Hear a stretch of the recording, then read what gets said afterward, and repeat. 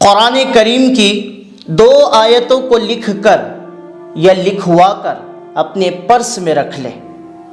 قرآن کریم کی 2 آیتوں کو لکھ کر یا لکھوا کر اپنے پرس میں رکھ لے، اپنے ویلٹ میں رکھ لے، اپنے پیسوں کی تھیلی میں رکھ لے، پوٹلی میں رکھ لے، یا پھر جہاں کہیں پر بھی زیورات وغیرہ رکھتے ہیں، قیمتی چیزیں رکھتے ہیں، وہاں پر رکھ لے۔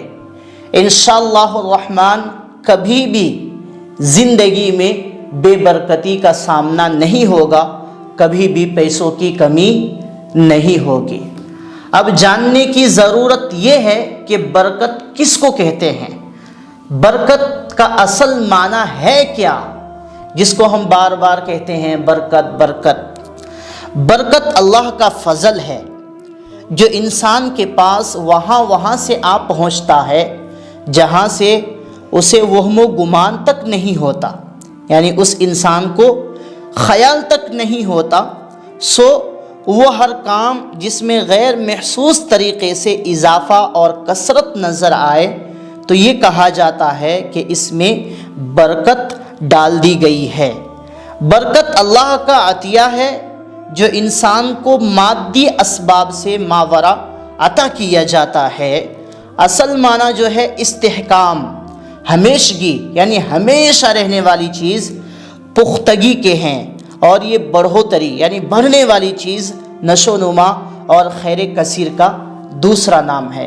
برکت کے معنی بڑھوتری اور ہمیشہ رہنے والی چیز، یہ اللہ تبارک و تعالیٰ کی عظیم عطیہ ہے۔ اب آپ کے من میں یہ خیال آ سکتا ہے کہ اگر ہم قرآن کریم کی آیتوں کو لکھ کر اپنے پرس میں رکھ لیں، اپنے ویلٹ میں رکھ لیں تو اس سے برکت کیسے ہو سکتی ہے، یہ رکھنا کہاں سے ثابت ہے؟ دیکھیے، اس کے اپوزٹ میں ایک اگزامپل دیتا ہوں آپ کو حدیث مبارکہ سے۔ حضرت ابو دجانہ رضی اللہ تعالیٰ عنہ، یہ صحابی رسول ہے، اللہ کے نبی صلی اللہ علیہ وسلم کے صحابہ ہے، آپ نے نام سنا ہی ہوگا۔ حضرت ابو دجانہ رضی اللہ تعالیٰ عنہ نے نبی کریم صلی اللہ علیہ وسلم کے دربار اقدس میں گزارش کی کہ یا رسول اللہ صلی اللہ علیہ وسلم، میں رات کو بستر پر لیٹتا ہوں تو اپنے گھر میں چکی چلنے کی آواز، شہد کی مکھیوں کی بھنبھناہٹ جیسی آوازیں سنا کرتا ہوں، اور کبھی کبھی بجلی کی سی چمک بھی دیکھتا ہوں۔ ایک رات میں نے کچھ خوف زدہ ہو کر سر اٹھایا تو صحن میں برآمدے میں ایک کالا سایہ نظر آیا جو اونچا اور لمبا ہوتا جا رہا ہے۔ میں نے بڑھ کر اس کو چھوا تو اس کی کھال ساہی کی کھال کی طرح کانٹے والی تھی۔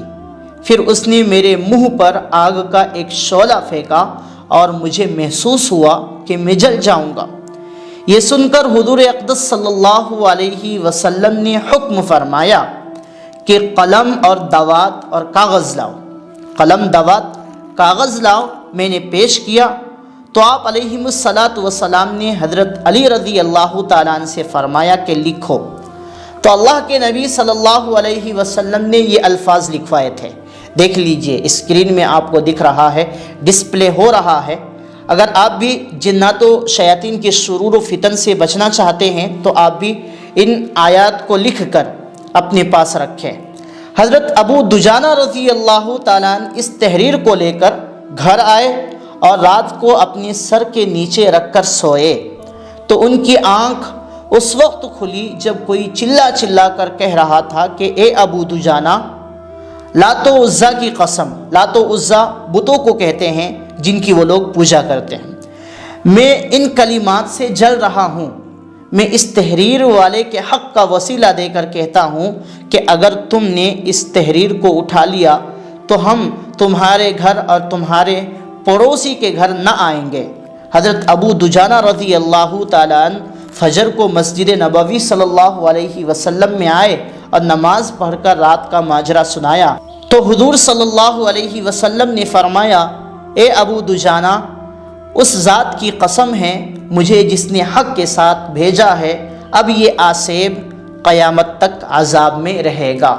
تو ناظرین و سامعین، مطلب یہ سمجھانا ہے کہ اللہ کے نبی صلی اللہ علیہ وسلم نے ایک تحریر لکھوا کر، کچھ الفاظ لکھوا کر حضرت ابو دجانہ کو دیے، اور حضرت ابو دجانہ رضی اللہ تعالیٰ عنہ نے اس تحریر کو اپنے سرہانے کے نیچے رکھا، جس کی وجہ سے جنات تک جل گیا۔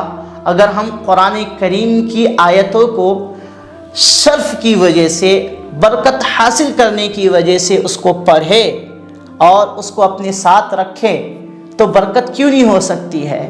ایک دلیل سمجھ لیجئے۔ تو اس کو آپ لکھ کر اپنے پرس میں، اپنے ویلٹ میں، یا پھر جہاں کہیں پر بھی قیمتی چیزیں رکھتے ہیں وہاں پر رکھے۔ سورہ روم کی آیت نمبر 4 سے آیت نمبر 5 بیچ سے لکھنا ہے، آیت نمبر 4 کی بیچ سے، یفرح المؤمنون بنصر اللہ ینصر من یشاء وهو العزیز الرحیم۔ یفرح المؤمنون بنصر اللہ ینصر من یشاء وهو العزیز الرحیم۔ آپ چاہے تو عربک میں لکھے، آپ چاہے تو ہندی میں بھی لکھ سکتے ہیں، انگلش میں بھی لکھ سکتے ہیں، کسی بھی لینگویج میں لکھ سکتے ہیں، جس لینگویج میں آپ لکھ سکتے ہیں، یا پھر کسی سے لکھوا لیجئے، اس سے بھی فائدہ ہوگا۔ ایسا نہیں ہے کہ خود لکھیں گے تو ہی فائدہ ہوگا، دوسرے سے لکھوائیں تو بھی فائدہ ہوگا انشاءاللہ الرحمن۔ آپ اس عمل کو کیجئے۔